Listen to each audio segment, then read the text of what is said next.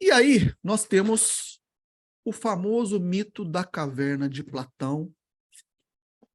E o mito da caverna está no livrinho, né? Que eu vou mostrar aqui para vocês, que é A República. Neste livro aqui, A República, do Platão, nós temos um capítulo, se eu não me engano, é o livro 7 da República, livro 8, livro 7. Está aqui, inclusive, marcado.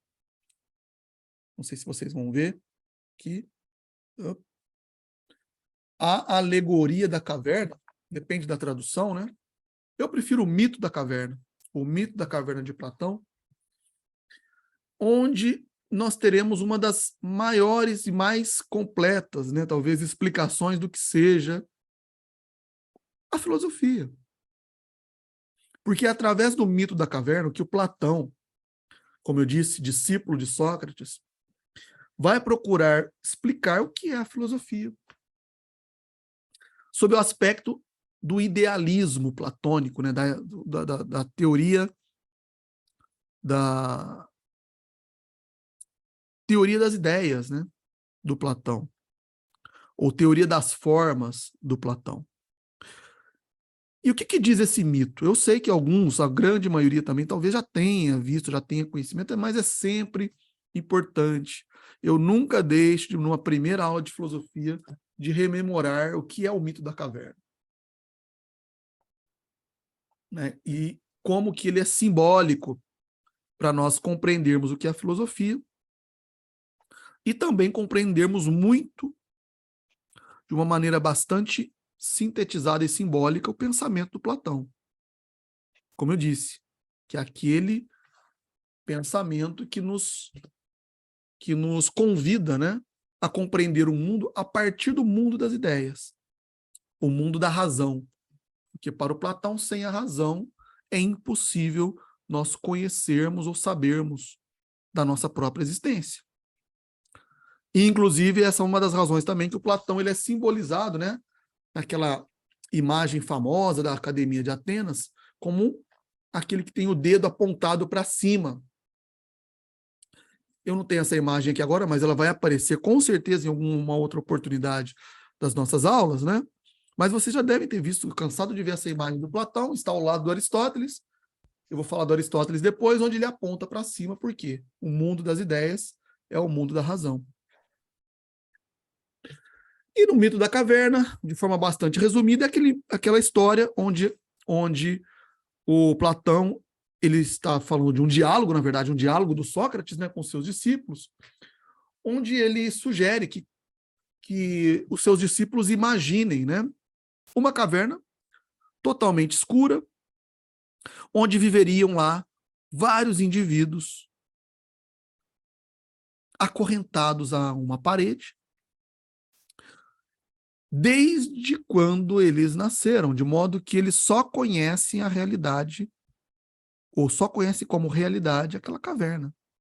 Eles nunca experimentaram a vida fora daquele ambiente, daquela caverna. E como era essa caverna? Como era esse ambiente? O que ele tinha ali de diferente, de especial, e que permitia, né, com que esses indivíduos permanecessem lá sem que sequer eles questionassem a sua existência? Bem, eles tinham à sua frente uma parede de pedra, né, uma rocha, e nessa parede de pedra, nessa rocha, eram refletidas as sombras de tudo o que acontecia ao redor daquela caverna. Como vocês estão vendo nessa imagem, né? É uma imagem aí bastante, vamos dizer assim, simbólica, simples, né? Simplória, de uma caverna, onde vocês podem ver lá uma entrada, né? De onde entra a luz, e conforme vai se adentrando a caverna, as sombras vão se projetando, e, claro, aquele ambiente vai ficando cada vez mais escuro, né? E submerso nas trevas, ou nas sombras. E nessa caverna de Platão, portanto, havia apenas um pequeno foco de luz, e algumas versões, essa luz ela era proveniente de uma fogueira, que estava ali, né, próxima da entrada, ou em outras versões, simplesmente a luz do sol mesmo, né? E refletia tudo aquilo, refletia não, projetava, né, as sombras de tudo aquilo que acontecia em frente, ou na boca ali, ou na entrada daquela caverna.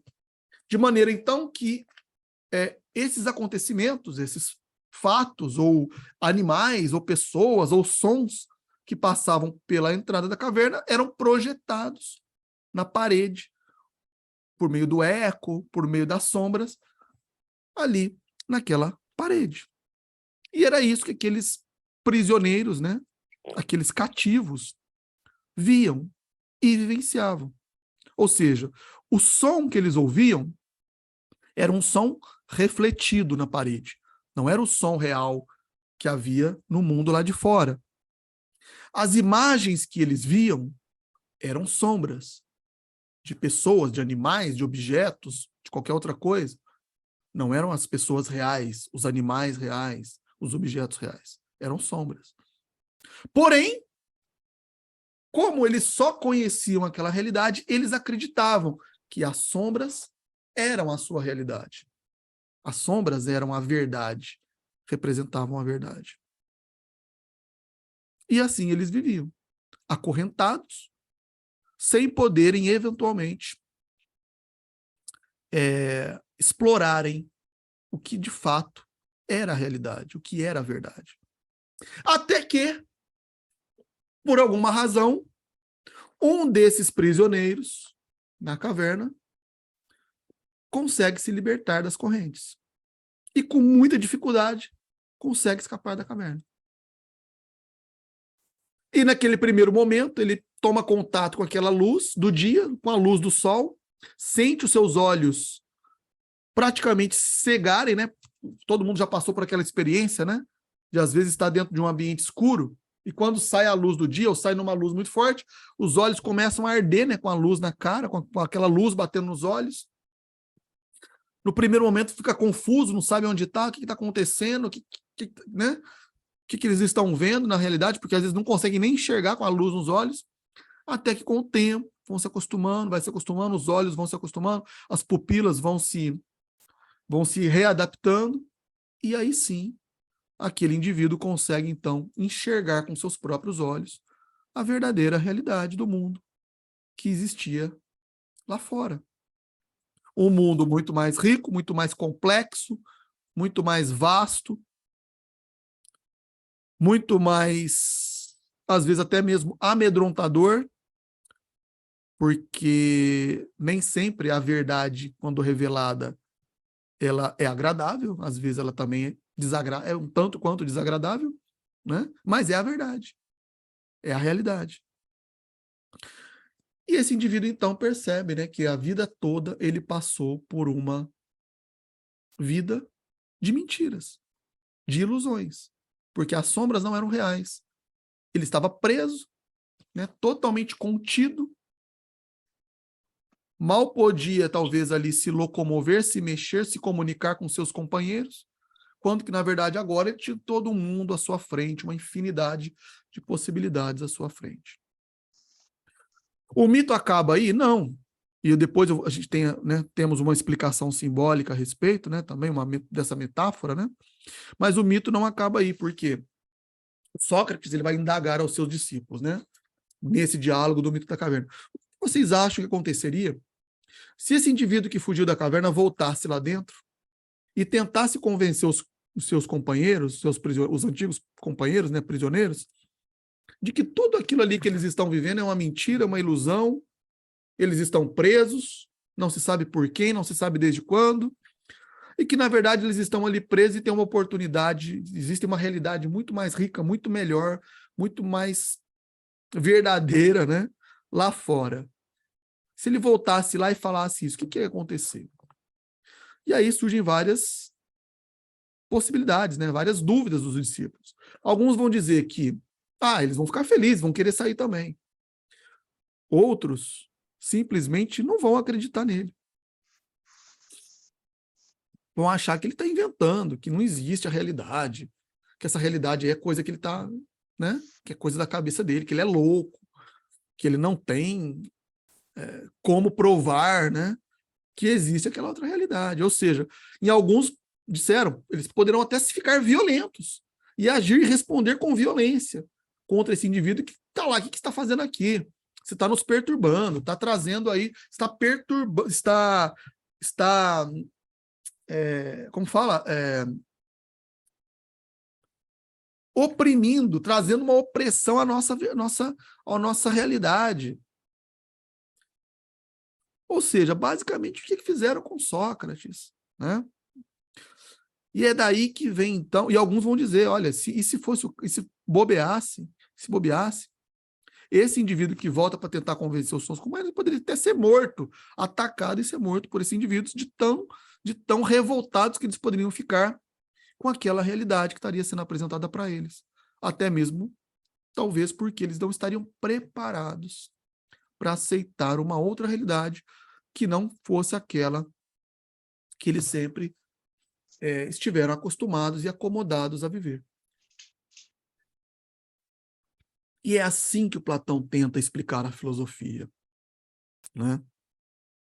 Porque aí, nessa alegoria, nesse mito da caverna, quais são os símbolos que ele tenta demonstrar? Primeiro, por que a caverna é escura? O que significa a escuridão da caverna? A ignorância das pessoas. Ou seja, quando nós somos ignorantes, é como se existisse sombras cobrindo os nossos olhos, nos impedindo de ver uma realidade à nossa frente, como se fosse um véu cobrindo os nossos olhos. O véu da escuridão, ou um véu da ignorância, né? E com isso a gente não consegue entender ou compreender o que são os fatos reais. A gente só enxerga o que a gente quer. A gente só vai ver, ou só vamos entender aquilo que está lá na parede, as sombras, no caso dos prisioneiros da caverna. As correntes que os prendem, na verdade, são todas as dificuldades que nós mesmos nos impomos, muitas vezes, e aqui eu posso até mesmo me incluir, e que geram a dificuldade, que geram um impedimento real para que nós abandonemos a ignorância. Os nossos preconceitos, né, o nosso comodismo, muitas vezes, os nossos medos, as conveniências que nós criamos no nosso dia a dia, os nossos hábitos que a gente não quer largar, né? Nós estamos aqui, por exemplo, já são 9h30 da noite, numa quarta-feira. Muitos poderiam estar aqui refletindo conosco nessa aula de filosofia. Outros optaram por fazer outras coisas, assistir uma novela, assistir um futebol e tudo mais. Não julgo que cada um queira fazer, até mesmo porque é um horário que muitas pessoas querem também descansar, querem se dedicar a algum tipo de lazer qualquer que seja, né? Algum entretenimento aí, descansar um pouco a cabeça. Mas aqueles que optaram, né, por saírem da sua zona de conforto, e como eu disse lá no começo, irem em busca de algo extraordinário em suas vidas, ou algo de melhor nas suas próprias vidas, está aqui se dedicando ao estudo da filosofia ou aprendendo algo novo. Ou seja, está deixando de lado o comodismo, às vezes a preguiça ou os hábitos, para poder se dedicar a algo que realmente acredita, ou que considera que poderá trazer um conforto melhor, ou até mesmo um salto maior de conhecimento. E é isso eu espero, claro, que cada um consiga com seu próprio esforço. É isso que vai, claro, levar cada um a atingir eventuais objetivos que tenham com esse curso e com outros que virão na sua própria vida. Então, as correntes simbolizavam isso, né? Todo tipo de obstáculo para fugir daquela realidade que os mantinha presos na obscuridade, na escuridão da caverna. Aqueles que conseguem se libertar dessas correntes, tornar-se livre da ignorância, o primeiro contato que vai ter é de espanto, né? Um contato, às vezes, até de uma surpresa muito grande com algo que, às vezes, a pessoa não esperava. Por isso que, quando o liberto sai pela porta da caverna, ou pela boca da caverna, ele tem os seus olhos ali quase cegos, porque é tanta informação, num primeiro momento, que ele fica até mesmo desbaratinado. E é natural que muitos aconteça o mesmo, né? Sobretudo quando começam a conhecer algo novo. E, às vezes, a filosofia, o conhecimento, ele é difícil mesmo de se absorver, se compreender, né? Por isso que é importante ter um professor para ajudar também nessa tarefa.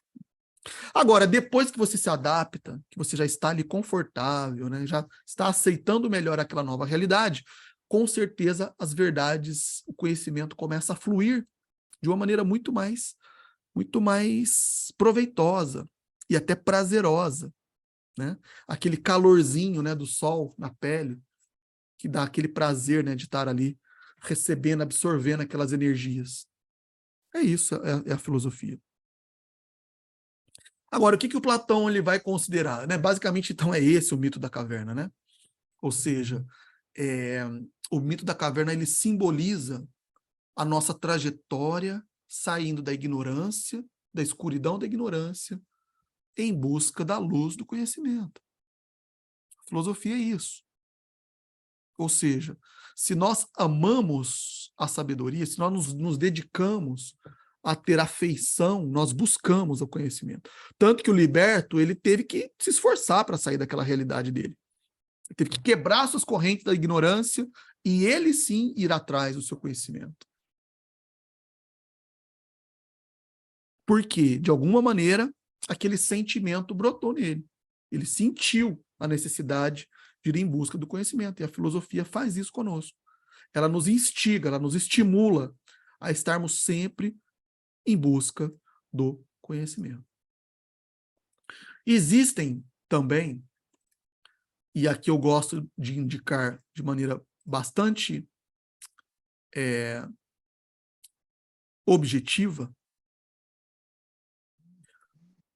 os principais temas que estão relacionados ao mito da caverna e que naturalmente estão relacionados com a filosofia. A liberdade, ou seja, se você está preso na ignorância, e se você está confortável, né, com essa prisão, é evidente que se você não se mover, não tomar nenhum tipo de iniciativa, você não vai ficar livre. E quanto mais conhecimento, mais liberdade. Quanto mais distante da ignorância, menos amarras, menos correntes nos prendendo. Caminho da sabedoria. E segundo Platão, e aqui eu vou deixar bastante claro, segundo Platão, o caminho para a liberdade, o caminho para se vencer a ignorância e para se adquirir a sabedoria é um só, é um único caminho. Só existe um caminho, que é o desenvolvimento da razão. Por isso nós chamamos de idealismo platônico. Platão, toda a sua filosofia, todo o seu conceito de filosofia é baseado no que ele chama de mundo das ideias. E o mundo das ideias é o mundo da razão. As ideias e a razão, elas devem prevalecer sobre as emoções, sobre os nossos instintos. Porque se nós ficarmos presos às emoções e aos nossos instintos, nós não nos libertamos de nada. Por que os libertos ficam lá, trancados, presos na caverna e não saem de lá? Ou porque eles têm medo, medo é uma emoção. Eu não sei o que tem lá fora, eu prefiro ficar aqui dentro. Aqui está confortável, já tô acostumado. Essas correntes nem me apertam, nem me incomodam mais, já estou acostumado. Tá, e é mais um comodismo, né? Outros podem dizer, não, eu não sei o que tem lá fora. E se eu sair na caverna e alguém vier algum monstro aí, desses que aparecem nas sombras, e me atacar e me matar e me comer, ou me destruir, me matar. E aí, o que acontece? Eu não vou ter forças para poder enfrentar os perigos que estão lá fora. Medo. Mas o que lá que tem, sei lá, eu não sei o que existe lá fora, mas eu tenho certeza que o que tem lá é muito pior do que o que a gente está vivendo aqui dentro. Preconceito. Já existe uma ideia preconcebida do que é o mundo lá de fora. E vejam que tudo isso está onde, pessoal? Na cabeça. Né? Na cabeça, na mente, na razão, ou na razão pouco desenvolvida. daquelas pessoas que querem se manter, querem porque querem se manter na ignorância. E por isso que muitos dizem que a ignorância é uma bênção, né? Por que a ignorância é uma bênção? Porque você não tem que se preocupar com as consequências daquilo que você eventualmente vai enfrentar. Você pode ficar ali na sua vidinha, acomodada, sem se preocupar, sem ter grandes preocupações, sem ficar queimando a cabeça, os neurônios, né, como alguns dizem. Prefiro ficar na minha ignorância mesmo do que ter que enfrentar outras ideias. É o que muitas pessoas pensam, infelizmente, né?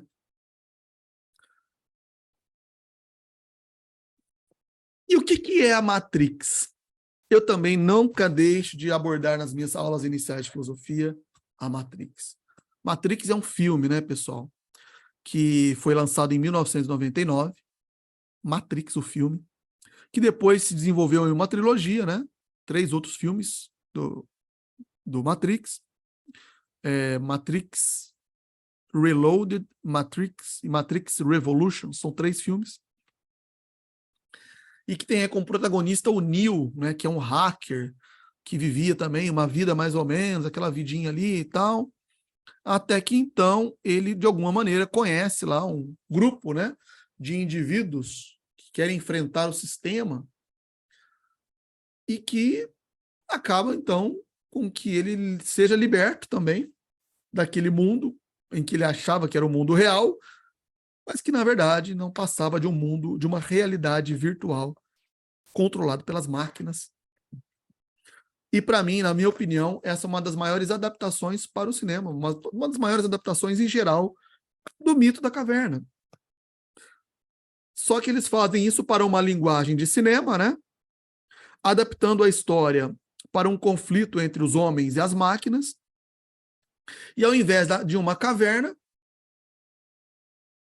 onde toda a humanidade estaria presa, o que eles trabalham é com um conceito de mundo, de um mundo virtual, né, de uma realidade virtual, que só existe porque os seres humanos estão sendo escravizados pelas máquinas e recebendo diretamente no seu cérebro estímulos elétricos, químicos, que os fazem acreditar que eles vivem no mundo virtual, mas na verdade eles são nada mais, nada menos do que fornecedores de energia, como se fossem pilhas, isso é dito no livro, no filme, né, inclusive, fornecedores de energia elétrica para o funcionamento das máquinas.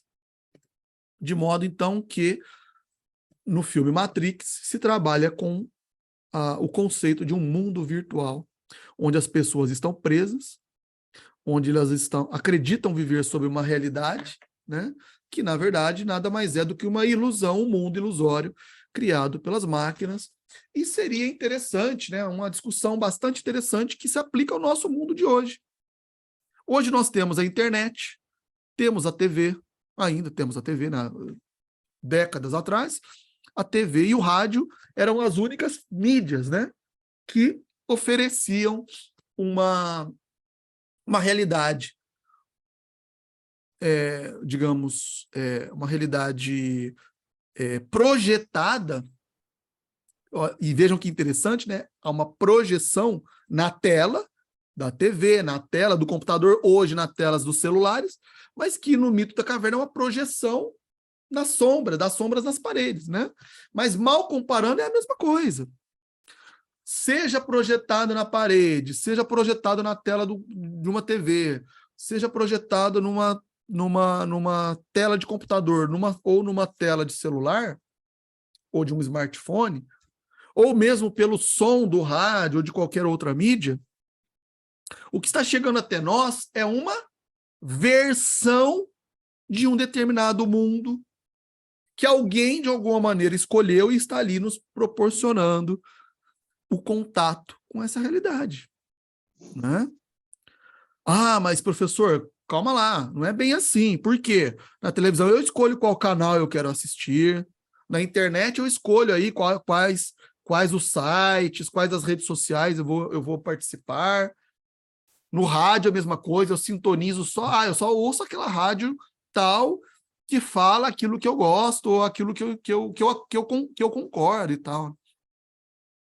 Bem, mas quem garante que, de fato, é você que está escolhendo isso, considerando que, a todo momento, nós estamos sendo estimulados a, a consumir determinados produtos, a todo momento estamos sendo bombardeados por propagandas que são inseridas, né, nas nossas cabeças e muitas vezes tendem a nos iludir mesmo, né, a nos seduzir com determinadas ofertas de produtos, de serviços, que às vezes a gente nem precisa, mas a gente acaba consumindo.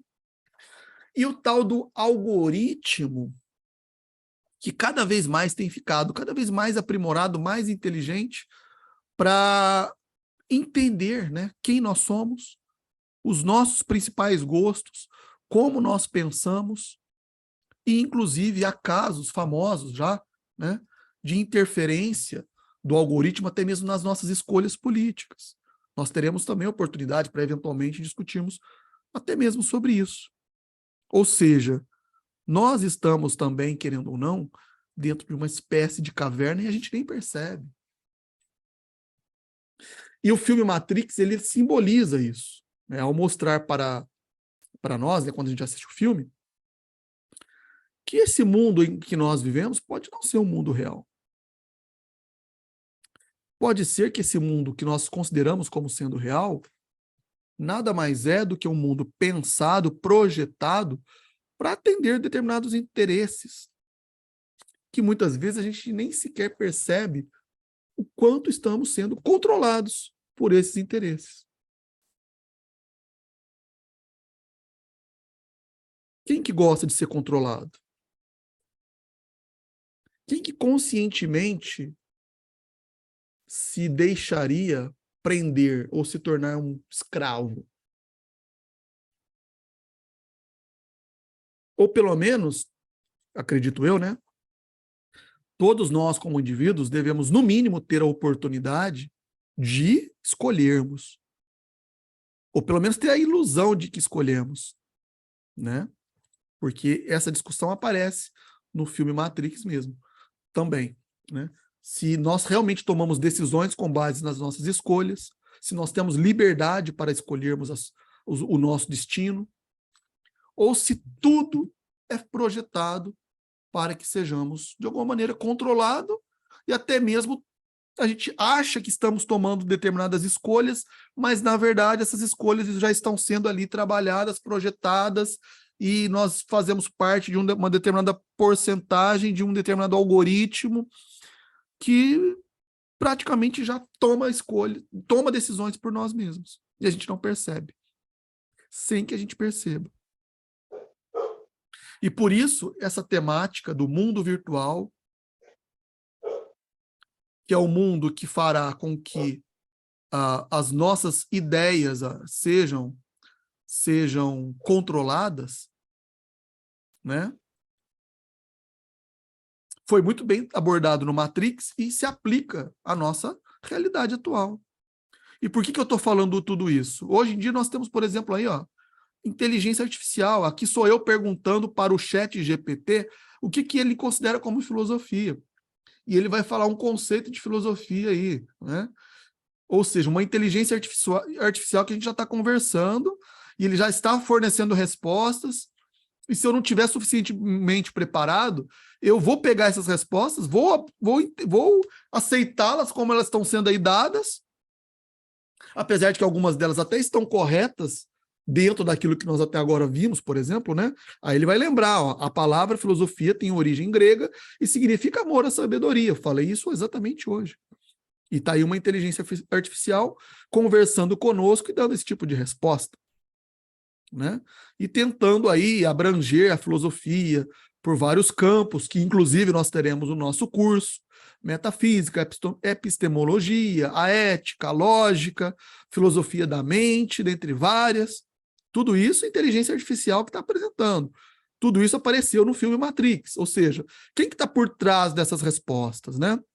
A gente precisa questionar quem que está fornecendo essas informações e quem é que está realmente no controle. Então, pessoal, filosofia, o que ela busca nos estimular é justamente isso.